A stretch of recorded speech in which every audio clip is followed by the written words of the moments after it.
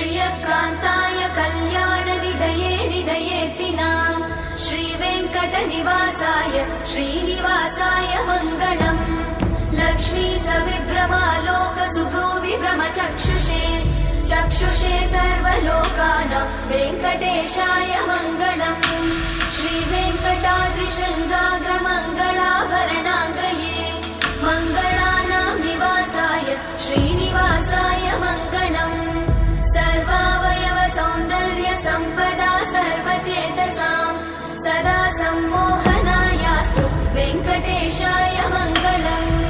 नित्याय निरवध्याय सत्यानन्दचिदात्मने सर्वान्तरात्मने श्रीमद् वेङ्कटेशाय मङ्गलम्